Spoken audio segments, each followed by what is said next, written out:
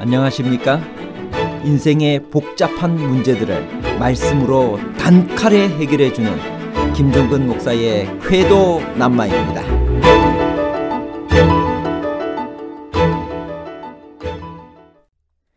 요한계시록 10장 2절에 펴놓인 작은 책은 사복음서인가요? 아니면 다니엘서인가요? 사복음서와 다니엘서에 관한 복잡한 문제를 하나님 말씀의 가르침으로 명쾌하게 해결해 드리겠습니다.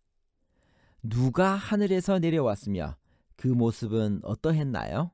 그는 누구인가요? 계시록 10장 1절.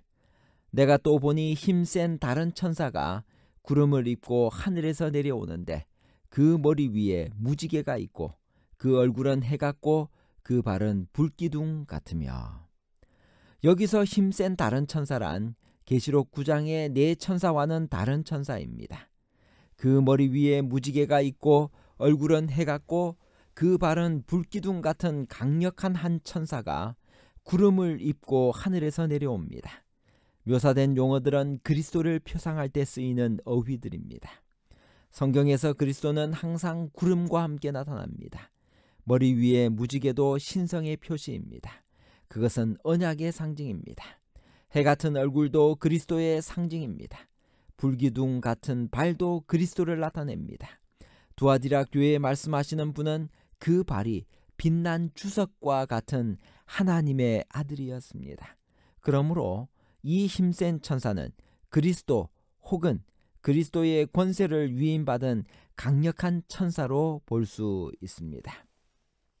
우리들은 그리스도를 상징하는 이 힘센 천사가 6가지 중요한 행동을 하는 것을 관찰할 수 있습니다. 그것이 무엇인가요? 계시록 10장 1절에서 7절까지를 연구해 보면 다음과 같은 6가지 상황이 나옵니다. 첫째, 하늘에서 내려왔다. 둘째, 펴놓인 작은 책을 들고 있다. 셋째, 오른발은 바다를 밟고 왼발은 땅을 밟고 있다. 넷째, 사자처럼 큰 소리로 외친다. 다섯째, 오른손을 들고 창조주를 가리켜 맹세한다. 여섯째, 작은 책을 먹으라고 준다. 첫째로 하늘에서 내려왔다는 것은 지금부터 벌어지는 일이 중요한 일이며 하늘에서 큰 관심을 가지고 있는 일이라는 것을 의미합니다. 둘째로 펴놓인 작은 책을 들고 있었는데 그 책은 무엇일까요? 우선 이 책은 큰 책들 사이에 있는 작은 책일 것입니다. 그렇기 때문에 작은 책이라고 한 것입니다. 그렇다면 구약 성경 중에 한 책이라고 짐작할 수 있습니다. 그 작은 책은 어떤 책일까요? 요한계시록 10장과 다니엘 12장을 대조해 보면 요한계시록 10장의 근원이 구약의 다니엘서임을 명확히 알 수 있습니다. 계시록 10장의 천사와 다니엘 12장의 세마포 옷을 입은 자의 행동과는 비슷한 것이 많습니다. 둘 다 하나님께 맹세를 합니다. 둘 다 말씀을 마지막 때까지 간수하고 봉함하라는 명령을 받았던 것입니다. 다니엘서는 마지막 때까지 이 말을 간수하고 봉함하라고 했는데 요한계시록 10장에서는 책이 펴놓인 것을 봐서 힘센 천사가 나타난 때가 마지막 때인 것을 알 수 있습니다. 천사가 바다와 땅을 밟고 사자처럼 큰 소리로 외치면서 오른손을 들고 창조주를 가리켜 맹세한다는 말은 무슨 의미일까요? 계시록 10장 5절. 내가 본 바 바다와 땅을 밟고 서 있는 천사가 하늘을 향하여 오른손을 들고. 이것은 이 기별이 강력하고 큰 음성으로 온 세상에 전해질 것을 말해주고 있습니다. 천사가 큰 소리로 외칠 때 7 우레가 화답을 했습니다. 무엇인가 아주 중요한 기별일 터인데 요한은 기록하지 말라는 명령을 받았습니다. 그 내용은 아마도 마지막 재림 때나 하나님께서 우리들에게 알려주실 그런 종말적 내용일 것이라고 짐작할 수밖에 없습니다. 그렇다면 작은 책, 즉 다니엘서가 본격적으로 연구되고 공개되어 그것은 전 세계에 전파된 때가 언제인가요? 그것은 전 세계에 충격을 준 1840년대의 강력한 재림운동을 가리킨다고 보여집니다. 재림운동은 유럽과 남미에서도 전파되었지만 특별히 미국에서는 침례교회 교인이었던 윌리엄 밀러의 강력한 설교로 큰 반응을 일으켰습니다. 하늘에서 들리는 음성이 요한에게 무엇이라고 말했나요? 그것은 무슨 의미일까요? 계시록 10장 8절에서 11절입니다.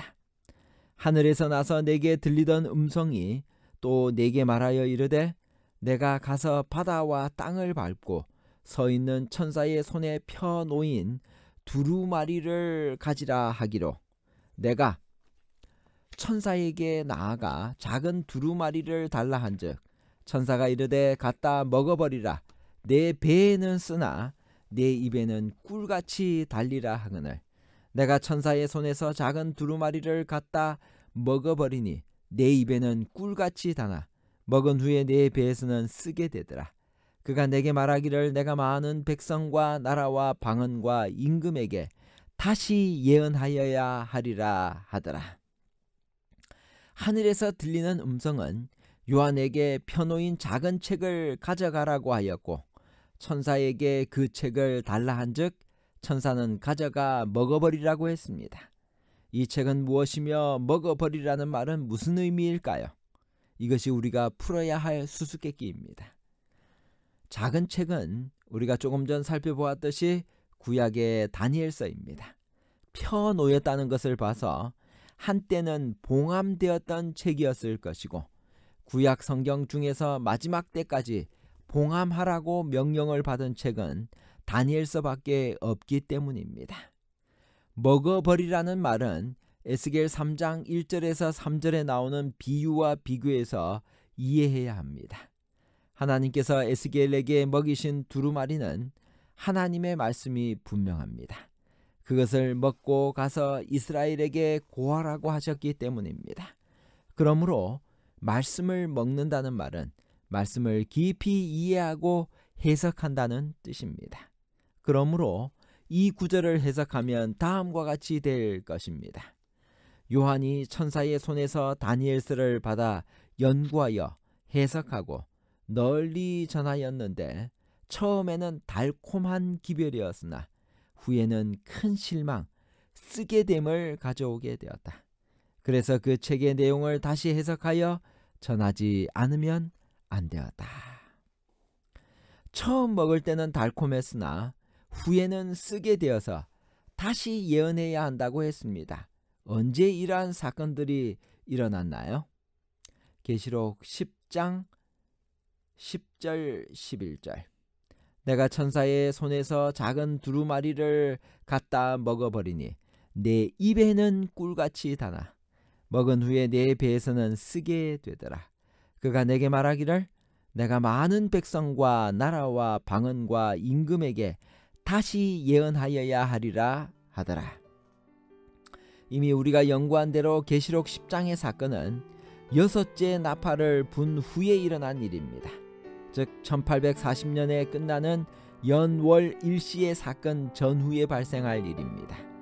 위에서 언급한 대로 1830년부터 1840년대 초에 걸쳐 전 세계적으로 다니엘서, 특별히 작은 책 다니엘 8장 14절 2300주야를 연구한 결과 침례교인인 윌리엄 밀러가 주도한 강력한 재림운동이 있었습니다.